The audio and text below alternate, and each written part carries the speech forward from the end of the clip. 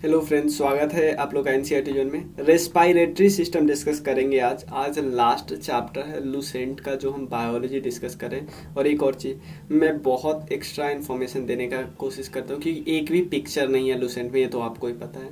तो मैं पिक्चर से समझाने का कोशिश करता हूँ ताकि आपको एग्ज़ाम में अच्छे से समझ में आए और एग्ज़ाम में आप आराम से सॉल्व कर सको।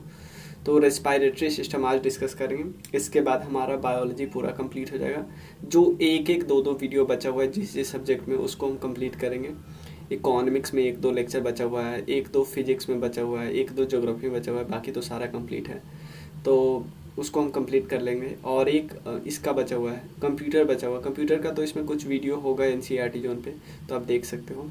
इसके अलावा लुसेंट सब्जेक्टिव तो हमारा हो ही रहा है, ऑब्जेक्टिव भी आप कर सकते हो। यहाँ पे मैंने कोर्स बना रखा है और आप इसको ज्वाइन कर सकते हो और यहाँ से कर सकते हो। इसमें आपको साथ साथ करना है, क्योंकि अभी तक Indian geography, biology, ancient history और इन्वायरमेंटल इकोलॉजी ये सब साथ साथ चल रहा है। और इंडियन ज्योग्राफी पूरा कंप्लीट है, बायोलॉजी का एक मेजर पोर्शन कंप्लीट है, तो साथ साथ कर सकते हो। और इस नंबर पे मैसेज कर सकते हो अगर आप स्टैटिक कोर्स और फुल फ्लेज कोर्स करना चाहते हो, जिसमें आप डाउट, पीडीएफ कोई ऐड नहीं चाहते हो, तो आप इस तीनों बुक को एक साथ कर सकते हो इस नंबर पे करके। क्योंकि लूसेंट हम मेजॉरिटी करवा चुके हैं, तो अभी क्राउन और एनसीईआरटी समरी पे मेजर फोकस है हमारा। क्लियर? तो चलिए शुरू करते हैं। चलिए रेस्पायरेटरी सिस्टम डिस्कस करते हैं। आप 9582062485 पे मैसेज करना, कोई भी काम होगा। ठीक है, ह्यूमन रेस्पायरेटरी सिस्टम डिस्कस करते हैं। तो सबसे पहले जो हमारा सबसे इम्पॉर्टेंट ऑर्गन है रेस्पिरेशन का, वो है लंग्स। जो आप नाक वगैरह, नोज वगैरह देखते हो, नहीं, ये बस एक रास्ता है और कुछ नहीं है।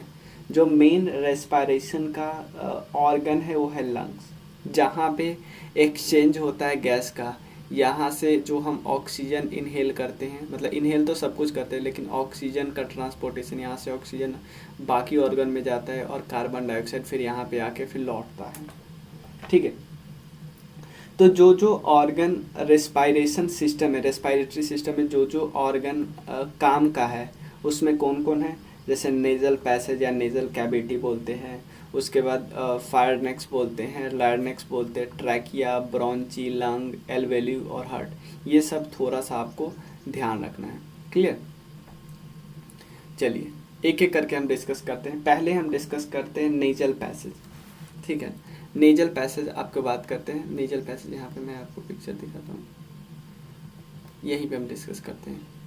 सबसे पहले नेजल पैसेज या नेजल कैविटी होती है यहाँ पे। ठीक है, ये ठीक है। तो यहाँ पे होता क्या क्या है ये मैं बताता हूँ। इसका मेन काम होता है स्नीफिंग का। स्नीफिंग मतलब सूंघना, मेन काम होता है सूंघना का। और यहाँ पे एक इनर कैविटी होती है, जिसके जो हमारे नाक के अंदर जो एक कैविटी के अंदर इनर कैविटी होती है, उसमें एक मेम्ब्रेन होता है जिसको बोलते हैं म्यूकस मेम्ब्रेन। म्यूकस मेम्ब्रेन से हमारे बॉडी में, हमारे नाक में बहुत बार ऑलमोस्ट 1/2 लीटर म्यूकस रिलीज होता है एवरी डे। तो म्यूकस ये सब काम क्या करता है? ये सब काम करता है हमारे शरीर में के अंदर डस्ट, बैक्टीरिया या जो स्मॉल ऑर्गेनिज्म हमारे बॉडी में नहीं जाए वहीं पे रुक जाए। समझ में आया ना? हमारे बॉडी में नहीं जाए, वहीं पे रुक जाए। ठीक है, तो ये क्या करता है, इवन हमारे बॉडी टेम्परेचर को भी मेंटेन करने का कोशिश करता है कि, ठीक है ना, कि इंटरनल बॉडी टेम्परेचर और एक्सटर्नल एनवायरनमेंट टेम्परेचर बराबर हो। तो सबसे पहले हमें क्या याद रखना है? सबसे पहले हमें याद रखना नेजल कैविटी या नेजल पैसेज। इसके बारे में हमें क्या याद रखना है? मेन काम है इसका स्नीफिंग का। ठीक है, तो नेजल कैविटी के बारे में हमें पता चल गया। इसको हम नासा मार्ग भी बोलते हैं, हिंदी में नासा मार्ग। होता क्या है?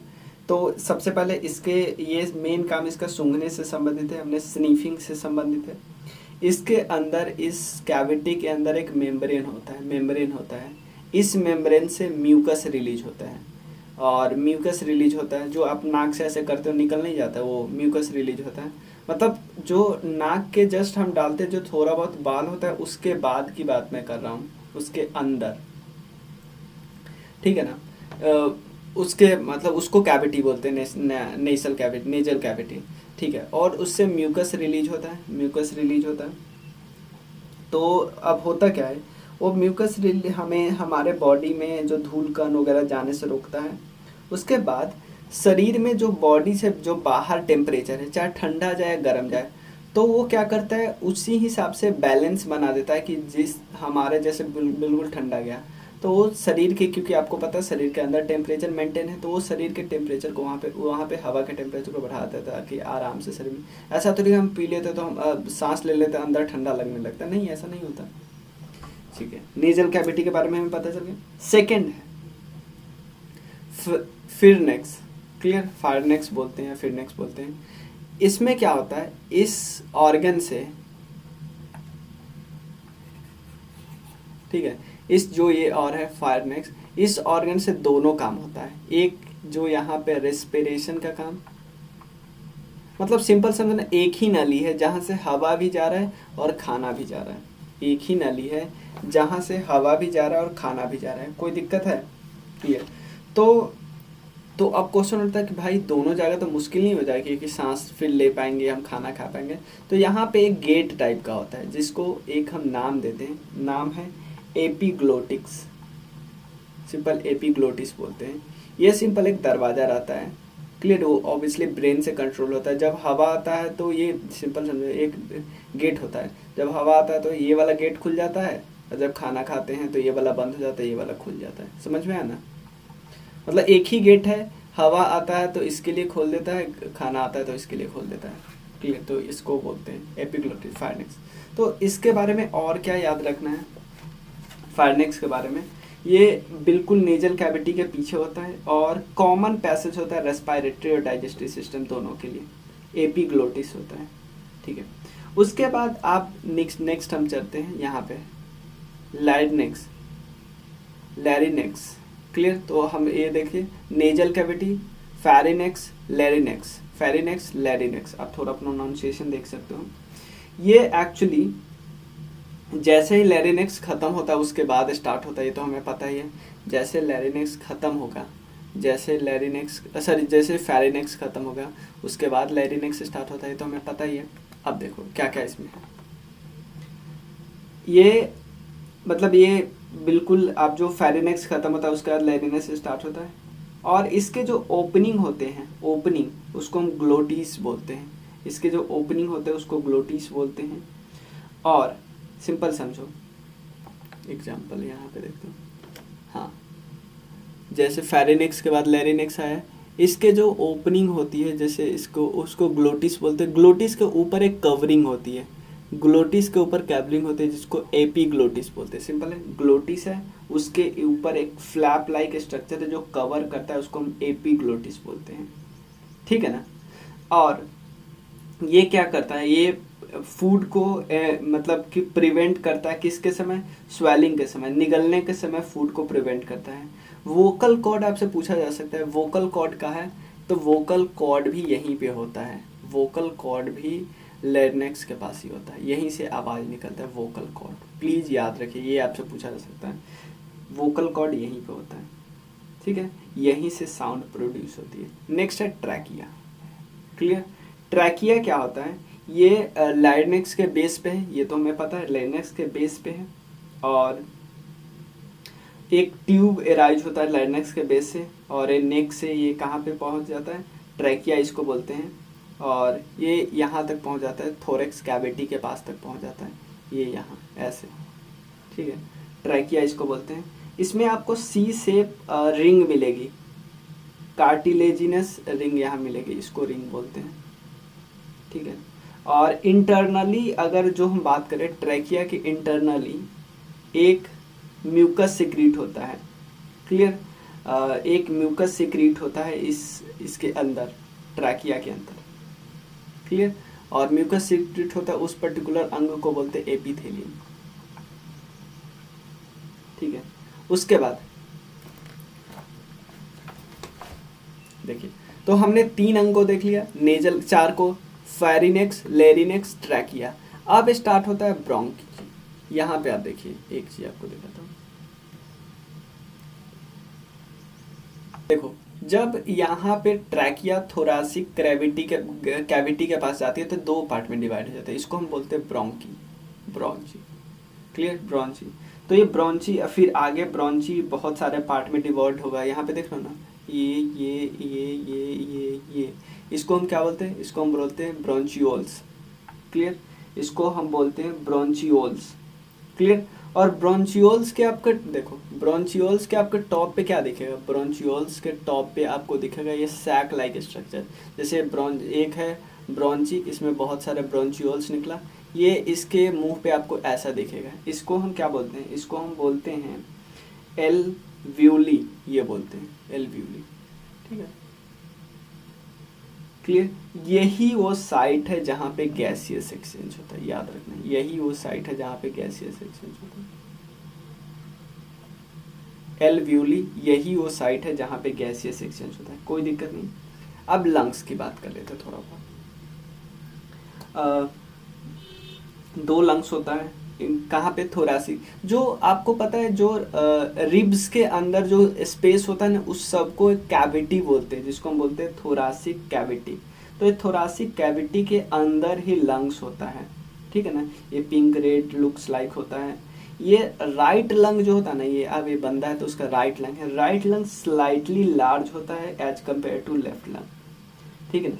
और लंग एक मेम्ब्रेन से सराउंडेड होता है, एक भित्ति से सराउंडेड होता है, जिसको हम बोलते हैं pleural membrane. Pleural membrane, clear? और यहीं पे इसी के आसपास ये जो साइट है अल्वेओली, उसी साइट के पास क्या होता है कि ऑक्सीजन यहाँ से जाता है और कार्बन डाइऑक्साइड यहाँ से आता है। तो ये सब बात हम डिस्कस करेंगे। ये हार्ट है यहाँ पे, क्लियर? और oxygenated blood send to the heart और deoxygenated blood send to lungs, ये होता है, तो हमें पता है, ये हम डिस्कस कर चुके हैं। अब हम मेन प्रोसेस डिस्कस करेंगे रेस्पिरेशन का, ठीक है। एक बारी हम और देख लेते हैं। नेजल कैविटी है या नेजल पैसेज, उसके अंदर म्यूकस मेम्ब्रेन होता है, म्यूकस मेम्ब्रेन से म्यूकस रिलीज होता है, ये हमें पता है। फेरिनेक्स, फेरिनेक्स एक्चुअली एक कैविटी होती है और कॉमन होती है रेस्पिरेटरी और डाइजेस्टिव दोनों के लिए। फेरिनेक्स से नीचे होती है लैरिनेक्स, लैरिनेक्स में वोकल कॉर्ड होता है और यहाँ पे एक ओपनिंग होती है जिसको ग्लोटिस बोलते हैं और एपीग्लोटिस उसके कवर होता है, ये हमें पता है। ट्रैकिया लैरिनेक्स से रिलीज होती है नीचे और उस पर सी सेफ कार्टिल रिंग होता है, ये हमें पता है। और उसके बाद ब्रोंची, ब्रोंची आगे जाके ब्रोंचियोल्स में बनता है और उसके बाद उसके टॉप पे अल्वेओली होते हैं। और उसके बाद लंग्स के बारे में हम देख लिया, राइट लंग थोड़ा ज़्यादा लार्ज होता है लेफ्ट के रेस्पेक्ट में। अब हम डिस्कस कर लेते हैं प्रोसेस ऑफ रेस्पिरेशन, क्लियर? जिस तरह हमने सब्जेक्टिव किया है इस तरह ऑब्जेक्टिव के लिए आप नंबर पे मैसेज जरूर करना, ये है नंबर 9582। किसी भी काम के लिए आपको कोई भी डाउट हो आप मैसेज कर सकते हो, चाहे आप कोर्स ज्वाइन करो या नहीं, ठीक है। प्रोसेस ऑफ रेस्पिरेशन क्या होता है? देखो, एक होता है external respiration, transportation of gas, internal respiration और सेलुलर रेस्पिरेशन। एक्सटर्नल रेस्पिरेशन, ध्यान देना, सबसे पहले एक्सटर्नल रेस्पिरेशन जो हमारा लंग्स करता है वो है एक्सटर्नल रेस्पिरेशन, वो हमें करना है। देखो, तो सबसे पहले हम एक्सटर्नल रेस्पिरेशन देख लेते हैं। एक्सटर्नल रेस्पिरेशन को दो पार्ट में डिवाइड किया गया, एक ब्रीदिंग और एक होता है exchange of gas. Breathing, exchange of gas. Breathing का मतलब होता है सांस लेना और छोड़ना, सिंपल है। ब्रीदिंग का मतलब होता है सांस लेना और छोड़ना, कि अगर लंग सांस लेता है और उसको छोड़ता है सर्टेन रेट पे, उसको ब्रीदिंग बोलते हैं। एक एडल्ट में 12 से 20 बार सांस लेता है पर मिनट। देखो, ब्रीदिंग में दो होता है, इंस्पायरेशन और एक होता है एक्सपायरेशन। इंस्पिरेशन की आपने सांस लिया, ठीक है ना, आप एयर को एनवायरनमेंट से नेजल पैसेज के थ्रू लेते हो सांस, ठीक है। अब होता क्या है, सिंपल, एक है थोरैसिक कैविटी जो आपको पता है इसके बीच में होता है। कैविटी का मतलब सिंपल है स्पेस, स्पेस इसके जगह पे। तो थोरैसिक कैविटी क्या होता है, थोड़ा सा फूल जाता है, स्पेस बन जाता है। स्पेस जैसे ही बना तो यहाँ पे लो प्रेशर जनरेट होगा। सिंपल समझ में, घर है, घर अगर लार्ज साइज का होगा तो इसमें पहले हवा थी वो कम लगेगी, तो यहाँ पे लो प्रेशर जनरेट होगा तो बाहर से हवा आराम से आ सकता है ना, क्योंकि बाहर इसके रिस्पेक्ट में तो हाई प्रेशर है, तो हाई प्रेशर लो प्रेशर की तरफ फ्लो होता है। तो सेम यही बात बताया जाता है कि ड्यू टू द इंक्रीज, देखो थोरैसिक कैविटी का साइज इंक्रीज होने के कारण वहाँ पे हवा कम हो जाता है, हवा कम यानी लो प्रेशर जनरेट हो जाता है। तो लो प्रेशर होने के कारण हवा बाहर से लेना पड़ता है एनवायरनमेंट से, ठीक है ना। तो एयर को कब तक लेते हैं, जब तक, ध्यान देना यहाँ पे बहुत आराम से लिखा हुआ है कि हम कब तक रेस्पिरेशन, कब तक लेते हैं गैस को, कब तक हम गैस को लेते हैं, जब तक आउटसाइड का प्रेशर और इनसाइड का प्रेशर बराबर ना हो जाए, तब तक हम इनहेल करते रहते हैं, तब तक हम इनहेल करते हैं। जैसे आउटसाइड का प्रेशर, इनसाइड का प्रेशर, बॉडी इसको कैविटी बोलते हैं, थोरैसिक कैविटी, इसके अंदर को, रिब्स के अंदर को। जब outside pressure inside pressure equal हो जाए तो इनहेलेशन, जो सांस लेते हैं, इंस्पायरेशन भी हम उसको बोलते हैं, इनहेलेशन को इंस्पायरेशन भी बोलते हैं। इंस्पायरेशन रुक जाता है, स्टॉप हो जाता है, समझ में आया। तो सांस लेगो तो डायफ्राम थोड़ा नीचे आ जाता है, डायफ्राम थोड़ा नीचे आ जाता है, ये पार्ट क्लियर। डायफ्राम नहीं, डायफ्राम का बहुत इंपॉर्टेंट रोल होता है, क्योंकि डायफ्राम ही हमें क्या करता है, ये नीचे हो जाता है जब हम सांस ले लेते बहुत, जब छोड़ते हैं तो डायफ्राम धक्का मार के सांस को बाहर करता है, क्योंकि सांस में अपनी उतनी ताकत थोड़ी नहीं होती है कि जाए, तो डायफ्राम धक्का मारता है जिसके कारण रिलीज हो जाता है, सिंपल। तो हमें, हाँ यहाँ पे वही बता रहा है कि डायफ्राम फ्लैटेंड हो जाता है जब हम इंसहेलेशन करते हैं ना, या इंस्पिरेशन, जब सांस लेते हैं तो हमारे भर जाता है, पैक हो जाता है, तो डायफ्राम फ्लैट हो जाता है। लेकिन जब सांस छोड़ते हैं तो गैस बाहर, तो ये डायफ्राम थोड़ा ऐसे हो जाता है, क्योंकि पूरा ऐसे होगा ना, धक्का मारा तो ये ऐसे होगा, फ्लैट नहीं रहा, ठीक है। ठीक, तो अब देखते हो, ये तो हमें पहला ही प्रोसेस डिस्कस कर रहे हैं, इंस्पिरेशन और एक्सपिरेशन, ठीक है ना। अब जब सांस लेते हैं तो कौन कौन सा गैस लेते हैं भाई। इन्वायरमेंट में आपके नाक में कोई ऐसा तो नहीं लगा है कि आप डिफ्रेंशिएट करके लेते हो, नहीं, आप वही इनहेल करते हो। नाइट्रोजन 79%, ऑक्सीजन 79%, ऑक्सीजन 21%, CO2 0.03%, वही लेते हो। लेकिन जब आप छोड़ते हो तो ध्यान रखना, नाइट्रोजन एज इट इज, लेकिन ऑक्सीजन आपका 4% कम जाता है। तो भैया 4% कमा तो हमारा निकला होगा, यानी निकला क्या होगा 4% में, कार्बन डाइऑक्साइड 4% निकला होगा, समझ में आया। कार्बन डाइऑक्साइड लगभग 0% हम लिए थे, छोड़ कितना रहे 4%। यहीं से हमें लगता है कि हम कार्बन डाइऑक्साइड छोड़ रहे हैं, ऑक्सीजन को ले रहे हैं। सॉरी, यहाँ पे 17% है ना, ऑक्सीजन 21% लिए, हम 17% छोड़े, ठीक है। लेकिन कार्बन डाइऑक्साइड 0.03% लिए थे और 4% छोड़ो, ये याद रखना है, ठीक है। और ह्यूमन जितना एक्सेल करता है उसकी टोटल लंग कैपेसिटी होती है, जितना एक्सेल एक बार ले सकता है उसको टोटल लंग कैपेसिटी बोलते हैं, कोई दिक्कत नहीं। अब चलिए देखो, यहाँ तो हम समझ गए कि जब हम सांस ले लिए, इनहेलेशन कर लिए, तो उस समय थोड़ा फ्लैट हो जाता है डायफ्राम। लेकिन जब हम एक्सहेल कर लेते, सांस छोड़ देते, तो डायफ्राम हमारा थोड़ा आर्क रूप में हो जाता है, ऐसे। ये में ध्यान रखना प्लीज, ये सब पूछ सकता है आराम से, लंग रिब्स डायफ्राम, ठीक है। पता है हमारा अगर डायफ्राम ही बेकार हो जाए, जैसे कोई एक्सीडेंट वगैरह हो गया, गिर गया छत वगैरह से, तो उसका डायफ्राम अगर खत्म हो गया तो फिर वो गया, तो फिर वो उसकी सांस लेने वगैरह में प्रॉब्लम होने लगी, तो उसका डेथ मतलब निश्चित है, ठीक है। तो हमारा ये देख लिया, पहला स्टेज तो हमने देख लिया, पहला स्टेज हमने देख लिया। एक्सटर्नल रेस्पिरेशन का पहला स्टेज क्या था, ब्रीदिंग। तो हमें सेकेंड स्टेज देखना है ना। देखो 4 प्रोसेस है, external respiration, transportation of gas, internal respiration और सेलुलर रेस्पिरेशन। तो एक्सटर्नल रेस्पिरेशन का 2 पार्ट है, ब्रीदिंग, तो ब्रीदिंग में 2 देख लिए, इंस्पिरेशन और एक्सपायरेशन, क्लियर, ये देख लिया। उसके बाद दूसरा क्या, एक्सचेंज ऑफ गैस। अब होता क्या है, देखो एक्सचेंज ऑफ गैस में सबसे पहले, यहाँ पहले एक्सचेंज ऑफ गैस, यहीं पे मैं बताता हूँ। नेक्स्ट है एक्सचेंज ऑफ गैस। तो एक्सचेंज ऑफ गैस तो हमने देख ही लिया, एक्सचेंज ऑफ गैस तो किसका होता है, कार्बन डाइऑक्साइड और ऑक्सीजन का मिलनी होता है, ये हमने देख ही लिया। ठीक है ना। कहाँ पे होता है? लंग्स में होता है, ये हमें भी पता है और ज़्यादा कुछ डिस्कस नहीं करना है। डायफ्राम की स्थिति क्या रहती है ये आपको पता चलना चाहिए ड्यूरिंग इंस्पिरेशन और एक्सपायरेशन। क्लियर। नेक्स्ट है transportation of gas. Clear. Transportation of gas, क्योंकि हमारे पास दो चीज़ है, सेल लंग्स है और जो पर्टिकुलर जो बॉडी के सेल है वो। तो लंग्स से ऑक्सीजन जो पहुंचाना होता है सेल के पास, ये पहुंचता है ऑक्सीजन हेमोग्लोबिन के थ्रू। जो ब्लड में हेमोग्लोबिन होते हैं तो उसमें मिक्स होके ऑक्सीजन क्या करता है, हर एक सेल में पहुंच जाता है, कोई दिक्कत नहीं।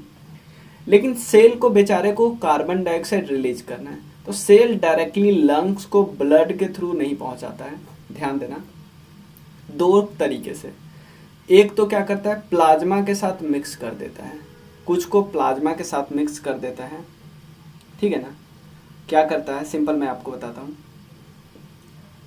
देखो एक बार और समझते थे, लंग से सेल के पास जाना तो थ्रू हेमोग्लोबिन जाएगा ब्लड के थ्रू, लेकिन सेल को कार्बन डाइऑक्साइड भेजना है लंग के पास, तो सब आपको पता है पूरा का पूरा सिर्फ और सिर्फ हीमोग्लोबिन के साथ नहीं जाता है, हीमोग्लोबिन के साथ 10 से 20% जाता है। लेकिन बाकी फिर कैसे जाता होगा, बाकी जाता है ब्लड प्लाज्मा के साथ मिक्स करके, ठीक है ना। बाकी जाता है ब्लड के सर्कुलेशन के साथ, कैसे, कुछ प्लाज्मा के साथ मिक्स हो जाता है और कार्बन डाइऑक्साइड कार्बोनिक एसिड में कन्वर्ट हो जाता है, उसके बाद चला जाता है। ये ऑलमोस्ट 7% ऐसे जाता है कार्बन डाइऑक्साइड। लेकिन कुछ क्या कैसे जाता है, बाई कार्बोनेट के फॉर्म में। तो आपसे सिंपल पूछा जा सकता है, सेल से लंग के पास जो कार्बन डाइऑक्साइड जाता है उसमें मैक्सिमम किस फॉर्म में जाता है, तो आप बता देना भाई, मैक्सिमम बाई कार्बोनेट के फॉर्म में जाता है। और कार्बन डाइऑक्साइड और जो ब्लड के अंदर सोडियम और पोटेशियम जो होते हैं उसके साथ रिएक्शन करके सोडियम बाइकार्बोनेट या पोटेशियम बाइकार्बोनेट बनाता है और इस फॉर्म में जाता है लंग के पास। समझ में आए? ध्यान देना। ट्रांसपोर्टेशन ऑफ गैसेस की बात करते हैं, तो जो ट्रांसपोर्टेशन ऑफ गैस किसका हो रहा है, कार्बन डाइऑक्साइड और ऑक्सीजन का होता है। तो लंग से जो ना हमने ऑक्सीजन लिया है, ठीक है ना, ऑक्सीजन और कार्बन डाइऑक्साइड, बाकी हम नाइट्रोजन वगैरह सब की बात नहीं करते क्योंकि वो तो जितना लेते हैं उतना छोड़ देते हैं। तो लंग से जो हम कार्बन ऑक्सीजन लेते हैं उसको हम सेल के पास, बॉडी के हर एक सेल के पास पहुंचाना है, तो ऑक्सीजन के थ्रू हेमोग्लोबिन के थ्रू पहुंचाते हैं। हेमोग्लोबिन कहाँ पे, ब्लड में है, पहुंचा दी, कोई दिक्कत नहीं।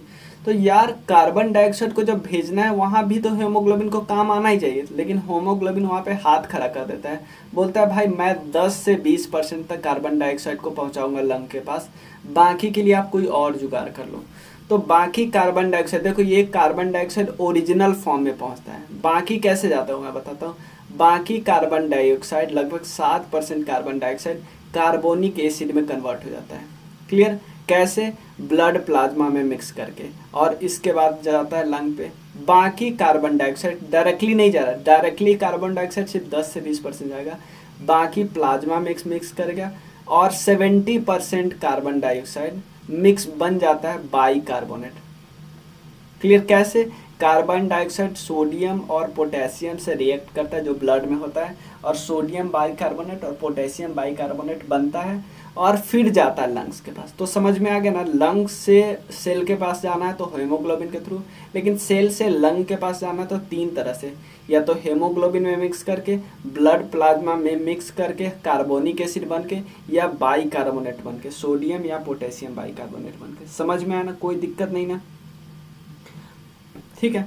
अब देखिए, तो हमारा पहला 2 प्रोसेस हो गया, external respiration, internal transportation gas. Third है इंटरनल रेस्पिरेशन।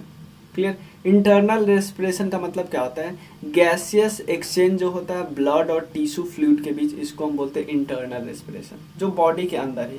एक्सटर्नल रेस्पिरेशन तो हमें पता ही है, जो लंग्स के साथ होता है, गैसियस एक्सचेंज ऑफ लंग, जो मेनली एलुवली में भी होता है। सेलुलर रेस्पिरेशन क्या होता है, सेलुलर रेस्पिरेशन आगे हम इसको डिटेल में डिस्कस करेंगे। ग्लूकोज ऑक्सीडाइज हो जाता है ऑक्सीजन के द्वारा और तब सेल में पहुंचता है। क्लियर?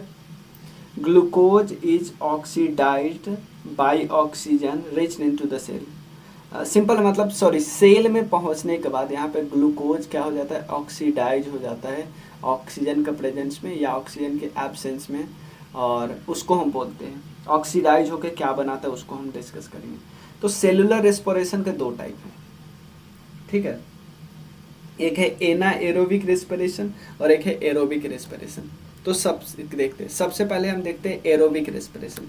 एरोबिक रेस्पिरेशन का मतलब होता है ऑक्सीजन के प्रेजेंस में। टाइप ऑफ सेलुलर रेस्पिरेशन, जैसे हम सेलुलर लास्ट रेस्पिरेशन देख रहे हैं ना, सेलुलर के दो टाइप है। एक है एनाएरोबिक, एनाएरोबिक डिफरेंस है कि यहाँ पे ऑक्सीजन नहीं है। एरोबिक रेस्पिरेशन का मतलब रेस्पिरेशन तो होगा लेकिन यहाँ पे ऑक्सीजन है। सबसे पहले एरोबिक रेस्पिरेशन होता क्या है, ग्लूकोज के साथ, क्योंकि ऑक्सीजन तो है, ग्लूकोज के साथ ऑक्सीजन रिएक्ट करता है, बनता क्या है, कार्बन डाइऑक्साइड, वाटर और बहुत सारी एनर्जी रिलीज होती है। ठीक है ना। ऑलमोस्ट जो एनर्जी रिलीज होती है 38 एटीपी एनर्जी रिलीज होती है। क्या करता है, जो एरोबिक रेस्पिरेशन है वो तो ऑक्सीजन प्रेजेंस है, तो इसमें देखो, इसका आपको ग्लाइकोलाइसिस क्रेब साइकिल आगे बताऊंगा, आपको इतना डिटेल में जानने की जरूरत नहीं है, ठीक है ना, क्योंकि यहाँ पे टोटल 38 कैसे हुआ, 36 आपको क्रेब साइकिल के दौरान बनता है, ग्लाइकोलाइसिस के दौरान 2 एटीपी बनता है, नेट 2 बनता है, ठीक है ना, नेट 2 बनता है, 2 एटीपी एनर्जी, और यहाँ 36 एटीपी एनर्जी, तो टोटल आप जोड़ोगे तो 38 एटीपी एनर्जी नहीं होगा, ठीक है ना। तो इतना किलो जूल एनर्जी होता है, ठीक है। तो ये होता है एरोबिक। तो एरोबिक में कितना एटीपी एनर्जी रिलीज हुआ, ऑलमोस्ट 38, ठीक है। अब देखो, एक है एनाएरोबिक रेस्पिरेशन, देखते हैं। तो इसमें ऑक्सीजन तो नहीं ले रहे हैं, तो इसमें सिंपल क्या हो जाता है, प्लांट और एनिमल में अलग अलग हो जाते हैं। देखो, प्लांट में क्या होता है, जब ग्लूकोज कन्वर्ट हो जाता है लैक्टिक एसिड में और एनर्जी रिलीज होते हैं, ग्लूकोज लैक्टिक एसिड में कन्वर्ट होता है और एनर्जी रिलीज होती है प्लांट में।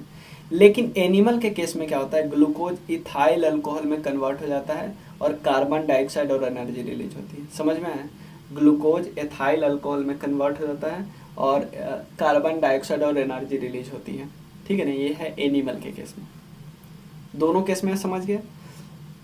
एनाएरोबिक में देखो क्या हो जाता है, ग्लूकोज लैक्टिक एसिड में कन्वर्ट हो जाता है प्लांट के केसेस में, और एनिमल के केस में एक्चुअली मैंने उल्टा बना दिया, ध्यान रखना, एक सेकंड। एनिमल के केस में लैक्टिक एसिड और प्लांट के केस में इथाइल अल्कोहल, ठीक है ना, प्लांट के केस में इथाइल अल्कोहल, ठीक है, कोई दिक्कत नहीं। एरोबिक और एनाएरोबिक रेस्पिरेशन हमने देख लिया, ठीक है ना। एक और चीज, यहाँ पे ऑक्सीजन का एब्सेंस होता है, तुम्हें पता है, और सिर्फ 2 एटीपी मॉलिक्यूल एनर्जी यहाँ पे फॉर्मेशन होता है, सिर्फ 2 एटीपी, ठीक है ना। तो यहाँ पे आप बोलोगे भैया 4 एटीपी, क्योंकि 2 एटीपी आपने स्टार्टिंग में लिया था, 2 एटीपी आपने सिंपल है ना, कोई रिएक्शन करवा रहे हो 2 एटीपी तो आपने लिया ही था रिएक्शन में, और 4 बना है, तो नेट कितना बना, 2 ही एटीपी बना ना। आपने 2 रुपये लगा के कोई बिजनेस किया था, 4 रुपया फायदा हुआ, तो नेट फायदा तो 2 ही रुपया होना, वही बात है। 2 एटीपी यहाँ पे बना, ठीक है। एनिमल के में क्या हुआ, लैक्टिक एसिड बना, और प्लांट में क्या हुआ, इथाइल अल्कोहल या इथेनॉल बना।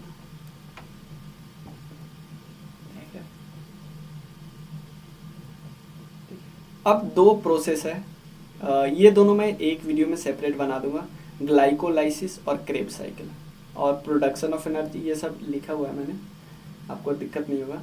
चलिए मिलते हैं फिर, अगर आपको ज़रूरत है तो आप ज़रूर शेयर ज़रूर कीजिएगा, और इवन आप इस कोर्स को ज्वाइन कर सकते हो, यहाँ पे 2 है, क्लियर। एक कॉम्प्रिहेंसिव कोर्स है जिसमें आपको डाउट सेशन, कोई ऐड वैड नहीं मिला, PDF मिलेगा, और इसके अलावे आप ऑब्जेक्टिव कोर्स भी ज्वाइन कर सकते हैं। चलिए, थैंक यू, और कोई मनी प्रॉब्लम हो फिर मैसेज कीजिए। Thank you so much.